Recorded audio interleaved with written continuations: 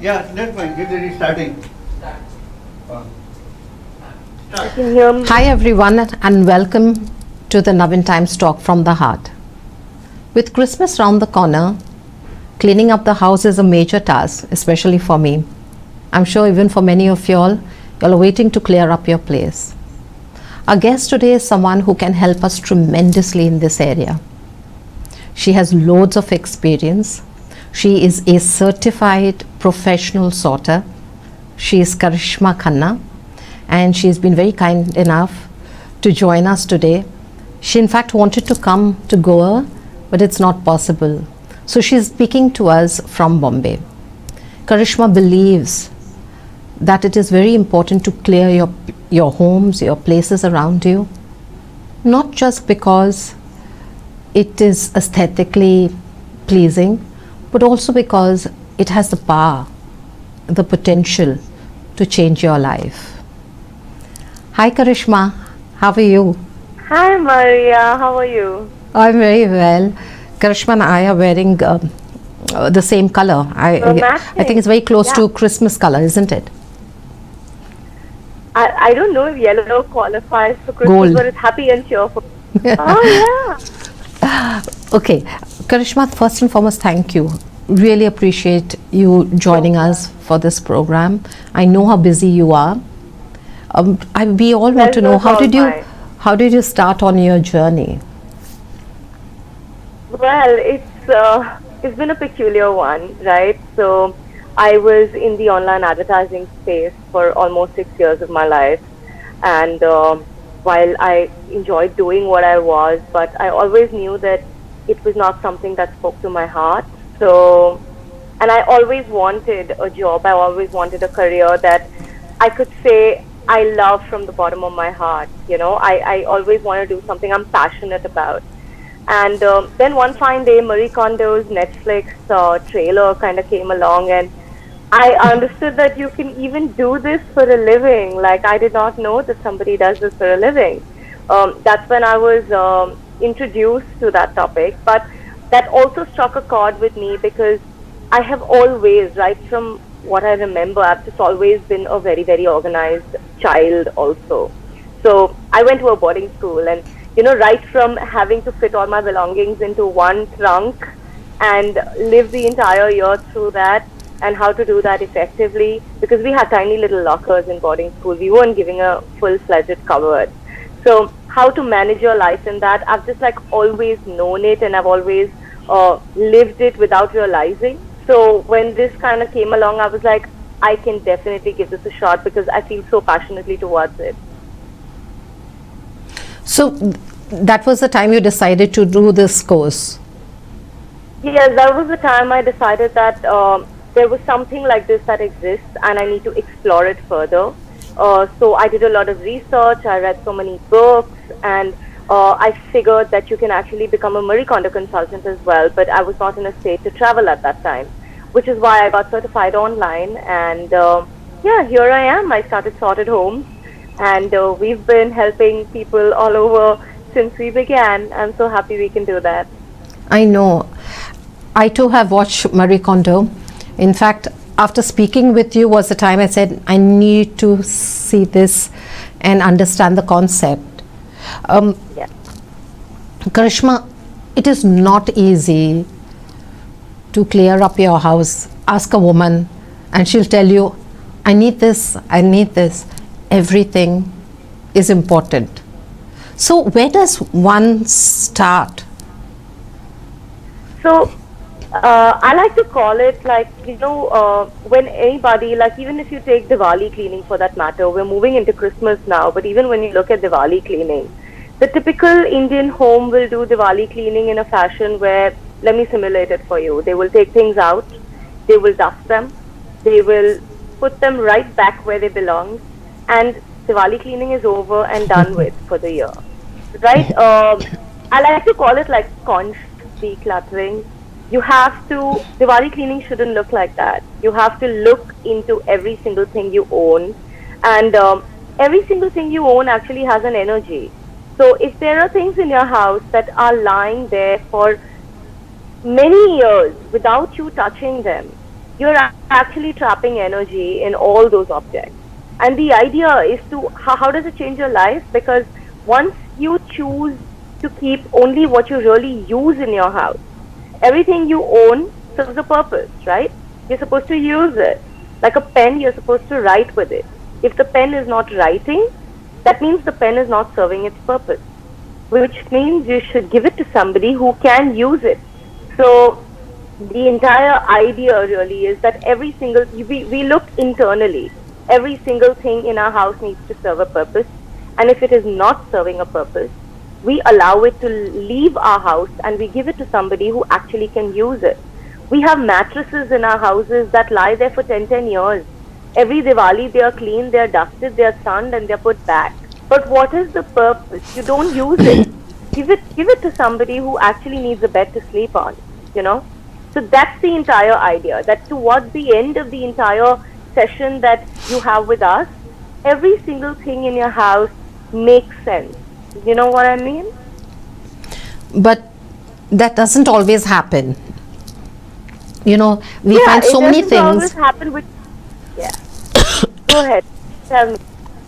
No, we have so many things that we say it'll come in use later. Yeah. Okay.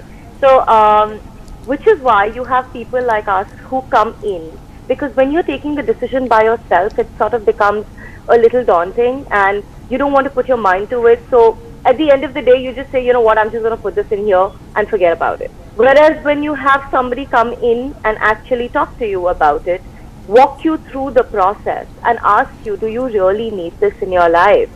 What also happens is that we keep a lot of things as Indians, and actually all over the world, we keep a lot of things because our mothers, our grandmothers, everybody has told us, keep it.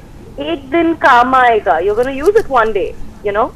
And that was true for them, you know, because they saw such tough times as a generation. But times have changed. You know, sometimes the cost of keeping something at your house is a lot more than the cost you will pay to buy a new one when you need it. And sometimes a lot of these things that lie in our house, they rust over time. They get bad over time. So when you actually want to use it, they are in bad condition and you actually can't use it. So you True. have to get a new one. So that's where the entire concept of conscious decluttering comes in, because you're actually asking yourself, you know, this peeler that I bought to peel garlic, I actually just use my knife. I don't use this garlic peeler. Do I need this garlic peeler? You know, we buy these fancy things because we're like, okay, I can use this for this, and I can use this for potatoes, and I can use this for garlic, and I can use this for French beans. But at the end of the day, you use one thing, which is your knife. So that you ask yourself very conscious questions. You know, speaking with you, I just remembered just a few days ago, I removed this, it's a grater peeler. I was presented this as a wedding gift, which was about 27 years ago. And the other day I just removed it and I said, oh my God, I've not used it. And I opened it and was trying to use it, and the handle broke. There you go.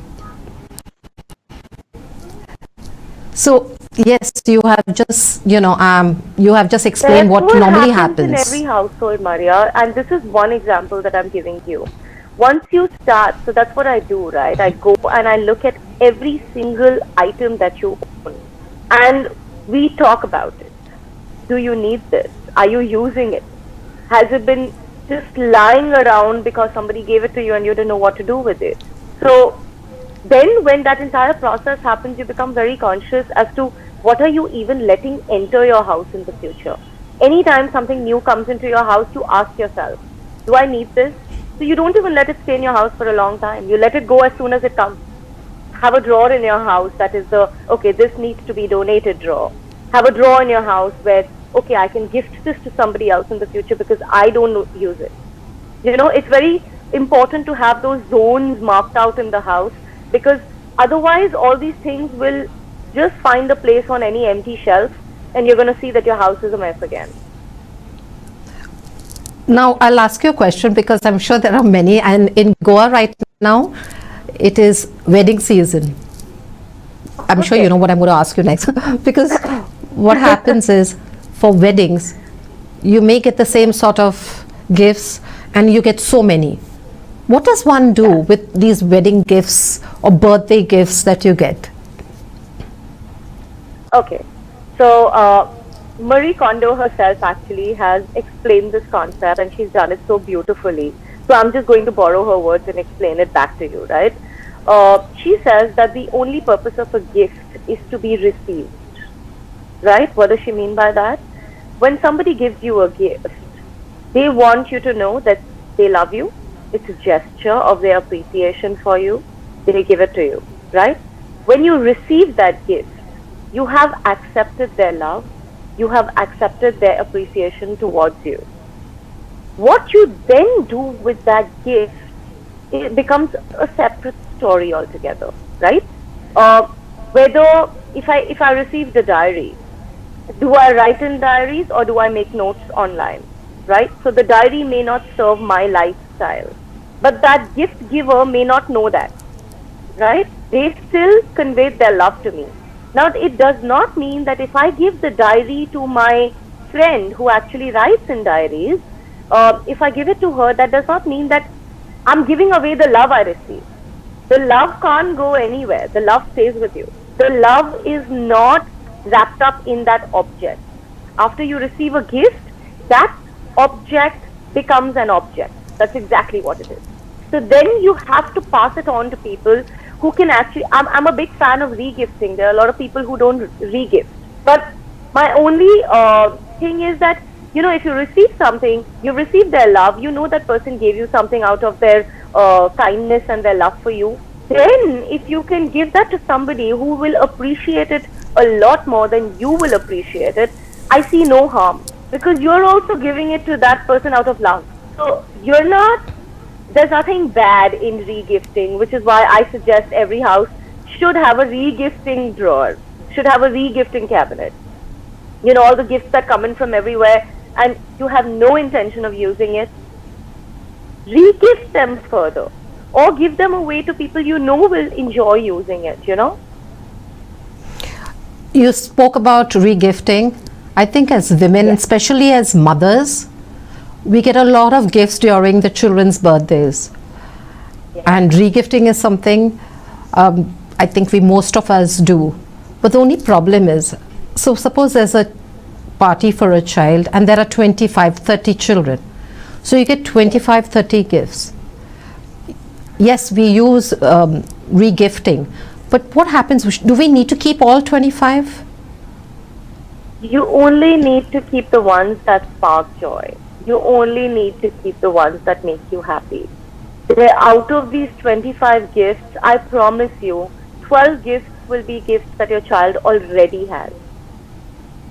And maybe another 5 will be gifts that your child has no intention of using, because that's not what your child enjoys doing.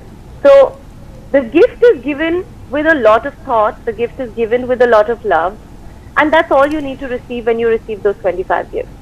After that, it's a bonus if your child can actually use what is given to them, right? And that is what you keep. No, what happens if I want to regift? I want to regift. So I know there will be another 25, 30 children whose birthday parties my child will be going to. Your child will have to go to, yes. Instead of buying new ones, you kind of, I do, you know, in Hindi they say, iski topi uske sar. I love to do that. I suggest everybody should do that. No, I think most mothers do that. Yes. You do that, right? Yes. And there's no, I mean, I think what I'm trying to say out here is that there's a lot of shame in people admitting they do that. I want to break that barrier. There needs to be no shame. It's perfectly okay. It is a brand new gift. You have not used it. You feel that their child will enjoy it more. You were going to go to the market and buy a gift in any case. This belongs to you and you're giving it to them. What is wrong in it, right?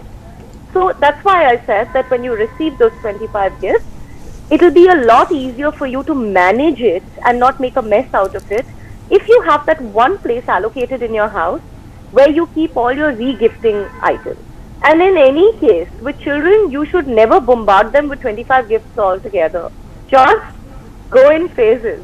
You know, even if there are 10 gifts from there that your child really likes, I would suggest just introduce them slowly to the child. Because when you introduce so many things at one point to a child, there's too much confusion in their heads and they're not able to use each toy to its full potential. I agree with you. I agree with you. And you know, where you said about regifting, I have been doing it for a long time. However, once I goofed up very badly and I gave the same gift to somebody else. I'm not going to tell you who, but it was funny.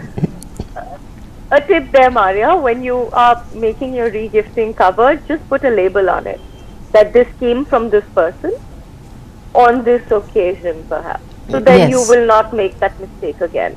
Because you know what happens in regifting also is that if that person is very close friends with somebody else and that person gave it to you, they would eventually find out that it came to their house. So it's just a good thing to make a note. I agree. I agree with you. Yes. Also, that's Karishma, if you don't want them to know.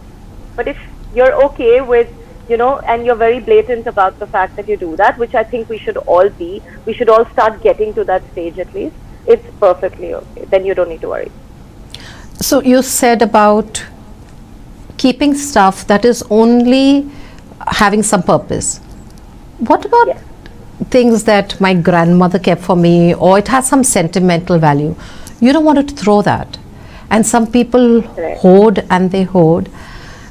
And then somebody else gives them another gift, and that's again, you know, I want to keep it. Yes. Yeah, okay. Yeah. Okay. So what happens normally with sentimental items? Like, say for example, now I'm going to take the example of your mother, of your grandmother, since you mentioned it. She gives you a shawl, for example, or she gives you a stole, right? You don't use it too much because it's a warm stole and you live in Goa. So throughout the year you can't really use it. But you want to keep it because it is of sentimental value to you. Things with sentimental value, the minute you look at them, you get happy because you're transported back in time. You're taken back to that time when your grandmother gave it to you, and perhaps you know, you want to see it all the time. So the only thing I talk about sentimental items is that make sure that you keep them in places where you can see them.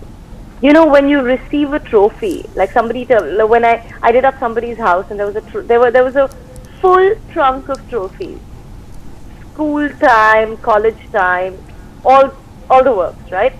A very successful person. So I was like, why are they in trunks? He's like, yo, but these are all sentimental. I was like, if they are sentimental, make sure you see them every day. They're not going to make any sense locked up in a closet, locked up in a trunk, where you can never see them, where you take them out once a year again, dust them, wipe them, put them back. There's no sense. Then let go of that trophy. You know, it's as good as gone.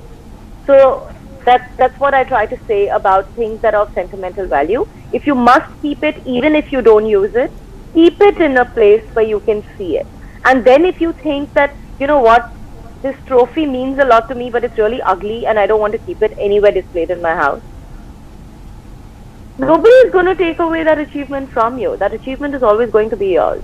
True. The trophy can go, you know. Right. So besides the sentimental value, the things of sentimental value, I think another very important item that takes a lot of place in our home are clothes. And another one, bags. Lots of bags everybody wants to keep, because you never know, you will need it today, tomorrow, next week. And even clothes, some people just keep their clothes. So how do we go about sorting that? How do we prioritize and say, okay, this is what we keep and this is what is to be discarded? So certain questions that you can ask yourself when you're going through this, that always help, that lead you in the direction of making a decision whether you want to keep something or you don't want to keep something, Ask yourself, when was the last time you used it? Did I use it in the last 6 months? Ask yourself, have I not used it because it needs to be fixed? Is there a broken button? Is it torn? Is it too tight? Is it too loose? And I've kept it all this while in my cupboard because I've told myself that I'm going to go to the tailor and get it fixed. How long has it been? Did you take it to the tailor? Did you get it fixed? Do you like it enough to get it fixed? Or I If can your lose answer weight is no. and fit into that outfit. Right. Now see, that's aspirational, right? A lot of people keep a lot of things, like when I work with ladies who've just given birth, and some of them it's been 1 or 2 years, and they have clothes from pre-maternity which they do not fit into now, right? So it's great to keep a few things that are aspirational, that is like, okay, this is my goal, I'm going to fit into this one day, right? That's great. But if you're keeping an entire cupboard full of clothes that you're going to fit into one day, then I want to ask you, what is your present? Do you have enough clothes for your present then? If most of your clothes are clothes that you're waiting to fit into, or most of your clothes are clothes that you could fit into at one time, what is your present? That entire thing of live in the present, live for your now. Now, what is your lifestyle right now? Are you fitting into those clothes? If you're not fitting into them, just keep the ones that you really, really love and let go of the rest. In clothes, there are so many times, there's so many duplicates, right? You'll have 5 to 6 black shirts. Every time you have to wear a black shirt, you actually go only to that one, or you will maximum go to 2. What are the rest 3 doing in your wardrobe? Ask yourself that, right? Ask yourself, this thing that I have in my wardrobe, is it comfortable? I have ruined so many friends' weddings because I have worn heels that are really, really uncomfortable. What is the point of that entire function where you can't dance? You've thought about it all your life that we are going to dance at your wedding, and how hurtful is it that you can't dance because you have a shoe bite? Let go of those shoes. They're not worth it.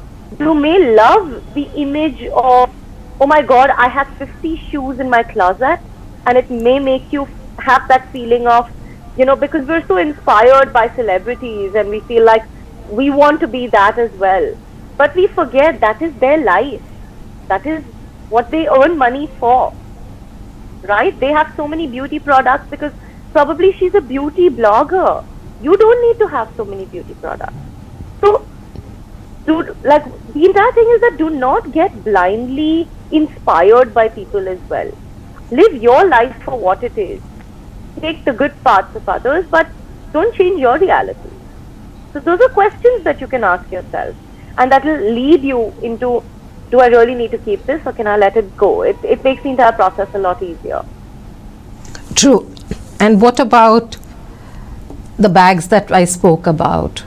I'm sure everyone, Karishma, I think every single home, either in the kitchen or in your cupboard somewhere, you have a bag full of bags. Yeah, you do. And then when you want that one bag, you can never find that one Yes. bag that will serve your purpose at that time. That's true. So a very good idea actually to store your bags is, I have done that at one point actually. I've stored bags inside a bag, and I feel like it just does not work. So the best way actually to store your bags is to, file them. You know how you would store your books all filed up? So you can take a magazine stand. You can take any stand for that matter. Just stack them upright. Instead of putting them flat like this, stack your bags upright like this. Store them vertically so you can see each bag. And when you're doing this, make sure that you let go of all the bags that you're not going to use. There are a lot of bags that come into your house, which you're like, yeah, we can use this in the future for groceries or something. But sometimes you hold a bag in your hand and you're like, this is so dirty, I'm never going to be seen with it. And you just want to let it go, right? So choose the bags that you would really reuse and let go of the ones that don't. Don't get into the habit of storing every single bag that comes into your house. There are a lot of bags that come on a daily basis into your house. So only keep the ones that you have any intention of reusing. All right. My next question to you is about most of us live in apartments. Of course, there are lots of people also in Goa, especially, who have beautiful homes. Really, sometimes I think palatial homes, but not all of us. So, when you have a small place and you want to declutter, what is the first thing that I should remove?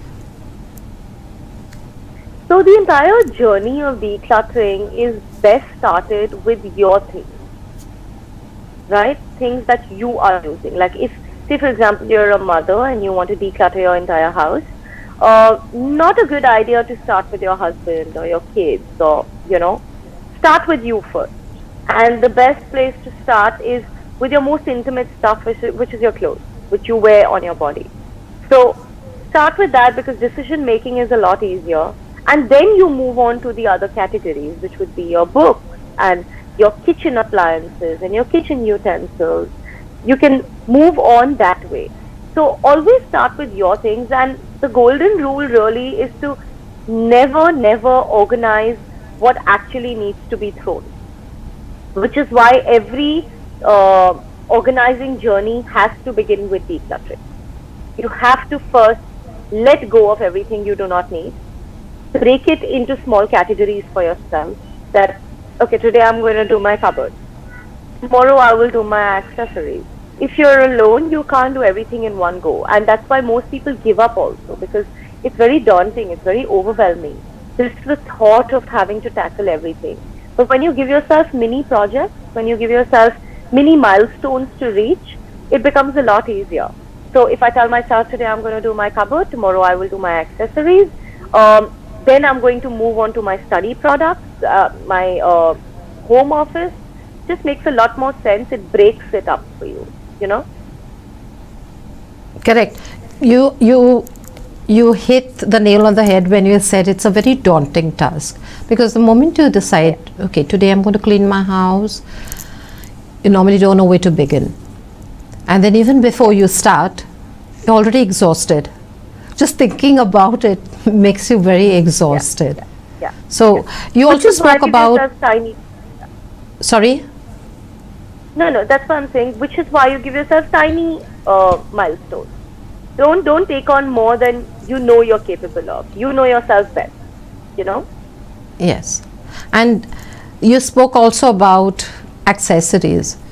How does a woman, especially, she has so many, how does she go about sorting it out? Because you see with jewelry and stuff like that, it never goes out of fashion really. It's like, I know it's going to come back maybe 4 years later, 5 years later. Yeah.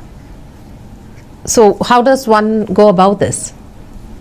Right. So where your jewelry is concerned, I always tell people that, boxing it up and putting it away, like I see a lot of people put them in Ziploc, the separate Ziploc. And then when you're actually trying to find something, you can't find it. Right? So there are these fabulous organizers that come that have sections made in it. The thing with jewelry is that the easier it is to access, the more you're going to wear it. So if you are going to store your jewelry in a way that is, if all your neck pieces are all jumbled against one another, you're never going to wear even one neck piece, even though you have 50 of them. So there are these fabulous organizers that come that help you keep them sorted, that help keep them individually and help you see through them. So every time I want to wear earrings, I will go to that one box that has all the partitions, all my earrings are separately kept, and I just need to pick what I need to wear. I need to take it out and I'm on the go. Whereas if I have earrings kept in 5 different places in my house, I'm never going to know what I own to wear it. For neck pieces, there are these hangers that come that have these little hooks on them. They're beautiful. They work so well because you can just hang all your earrings on it and pull one out and you're on the go, So ease of access has to be key when you're sorting any place. Here in India, or actually I'm not just going to blame Indians, everywhere, people organize their cupboards in a way that let's fit in as much as we can. But that's not the goal. The goal always has to be whatever I am fitting in, am I fitting it in a way where I can see it? Because if I can't see it, I'm not going to use it. Out of sight is out of mind. And that goes for clothes, because I That can tell you goes what for I do. Clothes, that Yes. everything, yeah. So every day after the laundry is done, after it's dried, fold it and I stack it. Invariably, when I open the cupboard, this is what I see. So this is what I'll use. And the one behind doesn't get used at all. And also use it, yeah. Which is why there's a fabulous way of folding your clothes, which is when you can vertically fold your clothes. It's also called the KonMari style of folding, or you can call it file folding, where you fold your clothes in a way where you can see them all from the top. You don't stack them. You vertically put them instead of just stacking them upright. So it's like how you keep books, Yes, it's like how you keep books. right? All stacked. Not straight, but See everything. yes, But it'll be flat because it's a t-shirt. right. So Yeah. that helps, you think? Have you tried it? Oh, that works like magic. My entire wardrobe is sorted like that. Like a drawer that would otherwise, I have a drawer in my wardrobe that fits close to 50 t-shirts. And when I show that drawer to somebody, that's the size of it. That's it. And when I show the drawer to somebody, they will never imagine I can fit in 50 t-shirts in it. But I can, because of the way I fold. Right. Okay. The next question is, the most important place, according to me, besides the kitchen, of course, is the bedroom. And invariably, there are a lot of people out there who clutter it so much. So when you enter the bedroom, what you feel is anything or very far away from peaceful. You don't feel that peace, the serenity that you need to feel when you enter your bedroom. So how does one make their bedroom, especially the bedroom, something that is calming, soothing? Yeah. So, see, before you organize any space, any place, right, just important to ask yourself a couple of questions. What am I expecting from this place? What do I want my goal for this place to be? For most people, what is your bedroom? Your bedroom is the place where you unwind. Your bedroom is the place where you're at ease. Your bedroom is the place where you're ending your day, right? So, very important for, like you said, for the bedroom to exude all of that. It should exude calmness. It should exude a certain amount of peace. And how do you get that? You get that by not putting things that do not belong in the bedroom. If you look at your bedroom, you will see there's a cluttered bedroom if you look at. You will see there are a lot of things that have no business being in the bedroom. They either belong in your sitting room, they either belong in your study, they either belong in the kitchen, I don't know. Right? Can you give us some examples? For example, say for example, you never work out of your bedroom. But if you're doing your but if you're just looking around, you'll see that a laptop is there. You never work out of your bedroom. You'll see there are books out there and there are diaries out there. What are they doing out there? Are they there because you were on the go and you just dumped it and you left? Is that how it happened? So you need to ask yourself, if there are a lot of things in your, like, say for example, you always use all your moisturizers and your creams after you wash your face in the bathroom, right? But your bedroom has at least 25 varieties. So then the sensible thing to do is shift it to where you actually use it. If I'm using my moisturizers in my bathroom, I will shift my moisturizers to I will assign a cabinet out there and I will organize it out there instead of bringing it to my bedroom where I don't really use it. If you never light candles in your bedroom, why are candles in your bedroom? Keep the candles where you actually light them. That will help you achieve a space where now I only have what I use in my bedroom. So your bedside should be absolutely clutter free.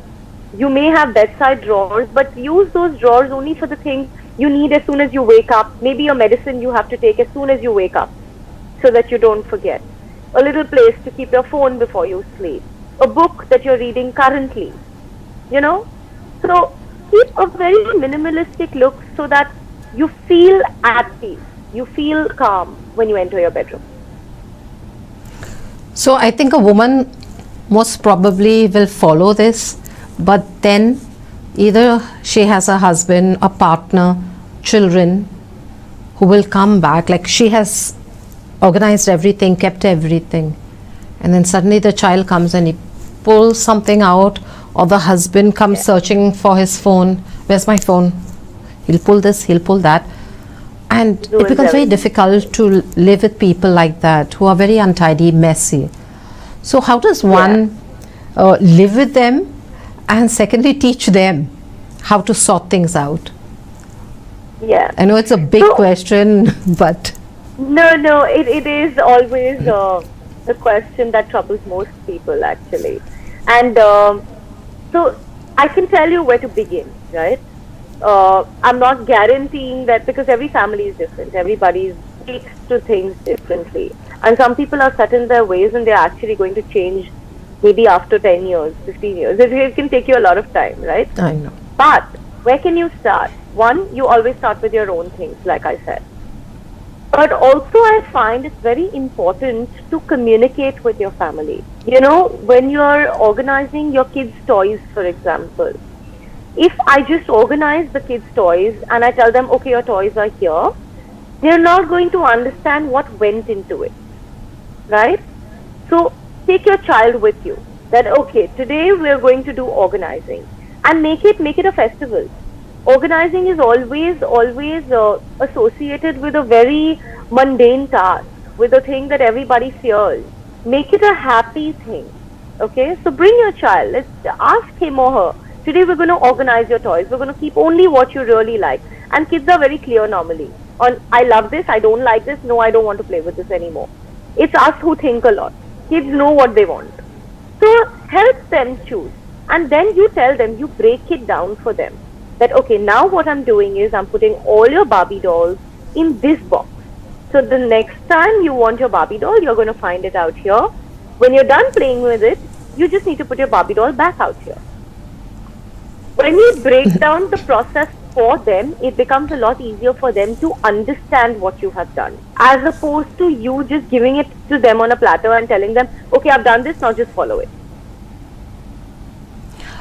Karishma, at this time, I would also like to tell you that children are they're very quick learners, and if you start teaching them that you need to keep your place clean, you need to sort things out and throw out what is not required, of course with the parents' permission, I think children pick up this very quickly. My own example, my daughter, I taught her right from the beginning. I'm a little fastidious when it comes to cleanliness, and I think I learned it, I don't know how. My mom was okay, she was not very strict about it, but I was. And today my daughter is very neat, very tidy. She too, you know, for her, keeping everything in place and decluttering is very important. So I think parents just need to take that initiative and teach their children, because children learn really quickly. It's just the parents who keep, you know, when I first started cleaning up with my daughter, I remember I took all her Barbies and I said, do you want this? And she said, no. I said, are you sure? Keep it, you may require it. And she's like, okay. You know, so it's So you parents taught who it do to that. her. Yes. Yes. And you know, the thing is now that, Maria, when we were all kids, right? You know, when your mother tells you, go clean your room, a lot of times you as a child don't understand what clean your room means, because you've never been taught. You know, tidying has to be taught to you. It's like writing. If somebody has not taught you how to write, you will not know how to write. Tidying has to be taught. It is a skill that has to be passed on to somebody. So as a child, if you tell your when you have little children, if you tell them that, you know what, go clean your room. If you break it down to them, what do you mean by go clean your room? You have to tell them, right? So if you don't say it to the child is going to be like, if nothing is found outside in the room, if I've hidden everything in a cupboard, They keep shut the everything cupboard, outside. that means my room is neat and mom is happy. But that's not the idea, because the next time they need something, they're going to have a tough They time open the finding it. cupboard and everything comes tumbling out. Everything will fall off. Yes. That's true. So you have to break it down for them and tell them that, sweetheart, when I say go clean your room, I mean I've made a bin for all your toys. I've made a bin for all your Legos. There's a separate drawer that has all your coloring materials. There's a separate drawer that has all your superheroes. So put your superheroes where the superheroes go. Put your dolls where the dolls go. Put all your coloring material where the coloring goes, so that the next time you want it, you're not finding it in all the spaces. You know exactly where to look for it. Right. So, You have to you break know, it down to them. Yeah. yes, coming back to the bedroom, are there any other tips besides not keeping anything that is not required in the bedroom? Can we do anything else to make our bedroom a place that is, it's like a place where we go for solace, a place that we just chill, we feel Yeah. at peace. So what can I do?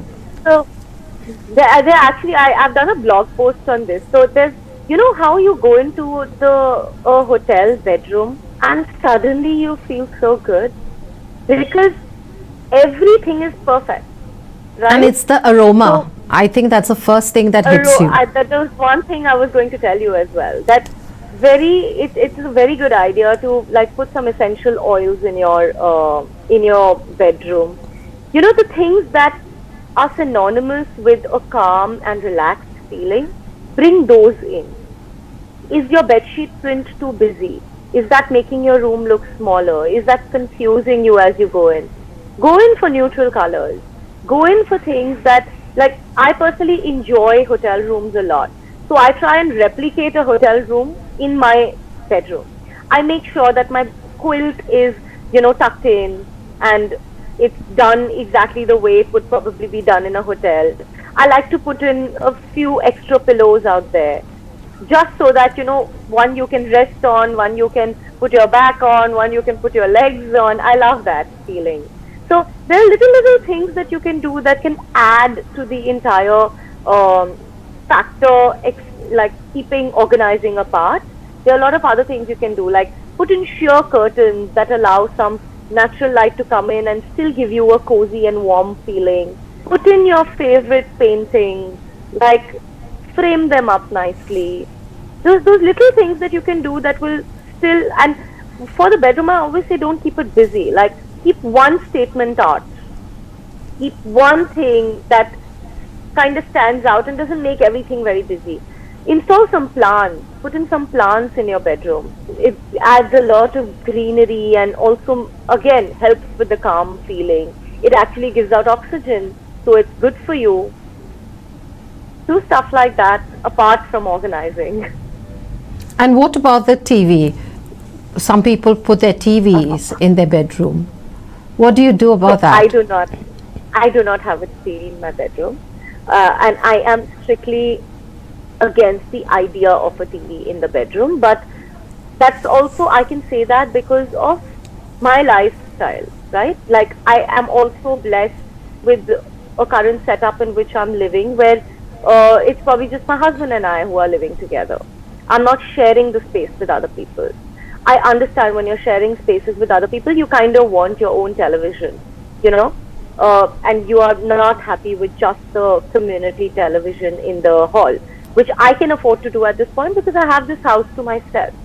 I just feel like you have to be very clear on TV timings, even if you have a TV in the bedroom, because, you know, when you're coming in to sleep at night, you don't want to be busy watching the TV where you're not talking.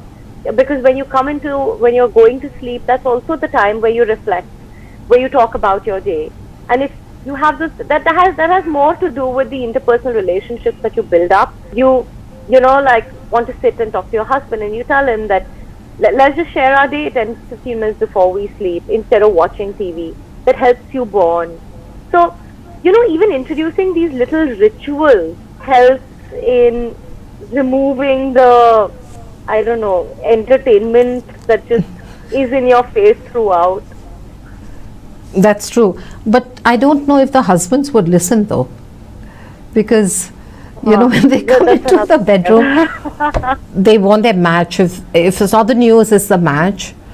I don't think they watch too much of TV series. But yes, I think that's another one. And also about the children's toys, if they are in your bedroom. And you have just one bedroom. Yeah. So, how do we... I'll tell you what, it's better to... Yeah, there are these lovely organizers that come where everything is concealed. It's very famous actually. I think IKEA has them, and you get them on Amazon as well. Very easy to get your hands on. There are these little cubes, and you can pull one cube out. One cube will probably have the dolls. One cube can have the Legos. But then on the front of it, it is one clear thing. And everything is not in your face.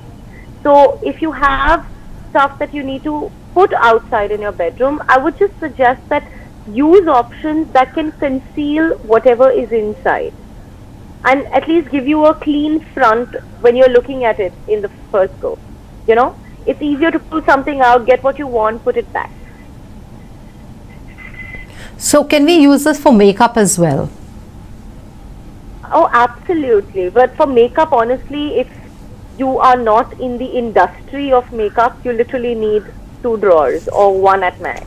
I mean, you don't need much. Right.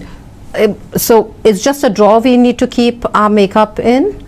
Or is there any other way that we can keep it? I know there are a lot of people that, display their stuff, they display their makeup, etc.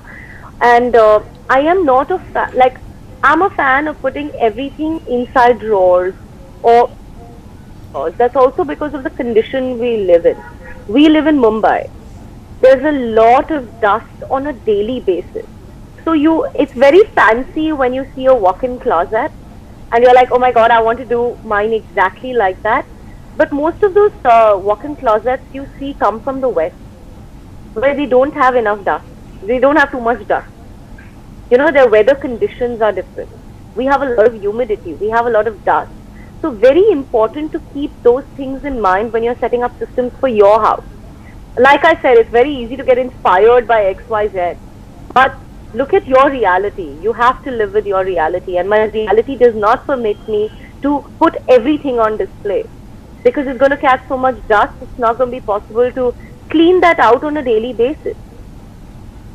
Which is why I actually, for Mumbai and India, I just say put it in drawers. Have a very clean drawer that can display this, that can display things for you. So the minute you pull the drawer out, it's like a store. That is what an organization can do for you. But how you keep it is a call you need to make when you're making the entire space. Right. And you have been helping people all over the country to sort their homes, to clear it up. Karishma, what is the one thing that you would say is the most difficult part of the room to sort out? It's not difficult. I wouldn't say it is the most difficult, but time consuming would be anything that has a lot of small things. For example, if you have a home office, right, and you have an entire setup, it's going to take you a lot of time to do that. If you have documents, it's going to take you a lot of time to do that. Wardrobes are actually very quick. They don't take as much time. Contrary to what people believe.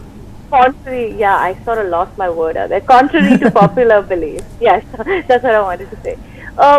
People think that takes a lot of time, but your wardrobes are actually very easy to do as compared to the other things, because the other things require you to look into one thing. The day you're sorting your documents, the documents are small paper-like things, right? And you think that they're not occupying too much space.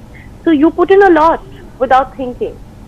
You're like, okay, एक paper ही तो है, I'll take care of it later. But when you come to that later, it takes a lot of time. So I feel like documents take a lot of time. If you have an elaborate home office, that takes a lot of time. If you have a lot of makeup to go through it, I've worked with beauty bloggers and I've gone through 900 lipsticks alone, right? Oh my so goodness. that takes a lot of time. So yeah, it all depends. The places where you have a lot of things, it could be different for different people. Yes. You know, somebody may just have like a drawer of a home office, but they may have 5 wardrobes to themselves. Then your wardrobe will take more time. But the rules really are the same for everything. The rules are the same. You declutter first, you categorize, and you store things according to their category. It's very important to create zones.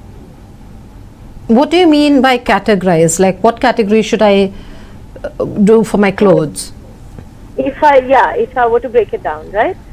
In my cupboard has clothes, I know that. But where exactly are my socks? Where exactly is my swimwear?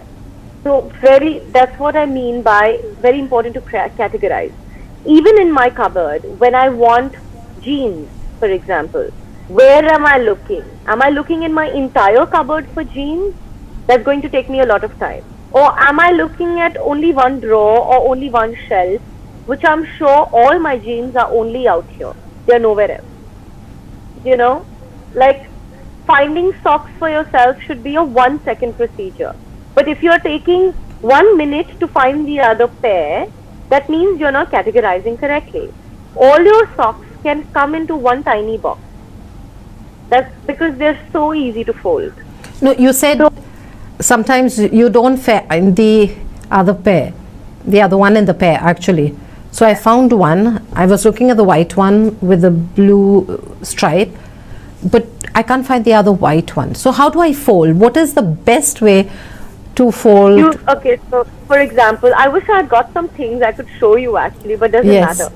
So this is one pair. You keep it straight. This Right. is the other pair. You put it on top of it, and then you just fold it like this. Like for example, this is together. You just fold it. That's it. You don't potato ball your socks. You don't put one inside the other. Why? That's what I do. That's what When I'm you do asking that, you don't do that because, and I think 99% of the homes do that. You don't do that because when you're doing that, you are working the elastic of the sock. So you're stretching the elastic.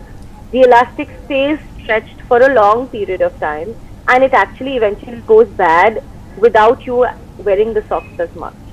But when you put it one on top of the other without stretching the elastic and just folding it like in a rectangle, that way the socks are at rest. The socks are not getting overworked without being on your feet. So that is when you keep them one on top of the other. Yeah. But if I were to put it into a bag, into a plastic, this wouldn't work. No, so the idea is now when you're looking for socks, right? You want to just see where is my white one, where is my black one, where is my blue one. Everybody knows their socks. So if you have all your socks displayed, filed and kept, you're not going to have any problem finding them. Then if you put it into a packet, then you're just, spoiling all the organization that you did. Right.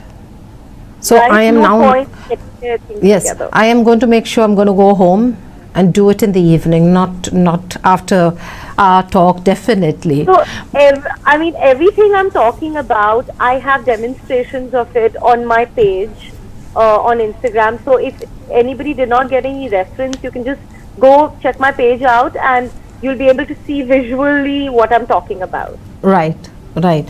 We just have time for just one question is Okay. how do I stop being a hoarder? I want to organize and I want to declutter, of course, but something just stops me from doing that.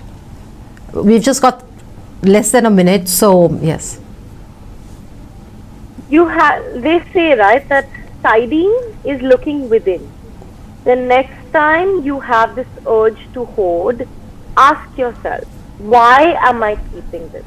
What purpose is it serving? Right? You have to look within yourself. A lot of times you're hoarding things because, I don't know, like say for example, you were never, you weren't given enough toys as a child. You felt that way. Now that you grow up, you will want to give your daughter or your son umpteen number. You'll be like, what I didn't get, I'm going to give you. True. Right? You have to break that trend somewhere, right? Your child probably does not need as much. If you Yes. felt you didn't get to shop enough, you're probably buying a lot more than you ever needed now that you have money. So look within. For anybody who's a hoarder, look within. Ask yourself, why are you keeping it? Right. Karishma, thank you so much. You've given us so much of information and so many tips. And for all the viewers out there, Karishma has said she has a page, even an Instagram page. And you will demonstrate, or do you have some demonstrations there, Karishma? There are a lot of videos there. There are Okay. a lot of pictures of demonstration. They can just go take a look at that. They'll know exactly everything I spoke of. All right. I think that's going to be very, very helpful. And Karishma, thank you once again. We hope to talk to you again, and a few demonstrations for the next talk that we are going to have. But thanks, and all the viewers, thank you for joining us. And in advance, a very Merry Christmas from all of us at the Navin Times and Goa 365. Hope you have a joyful, peaceful, and healthy, a very healthy Christmas. Till then, take care of yourselves. Thank you and bye-bye.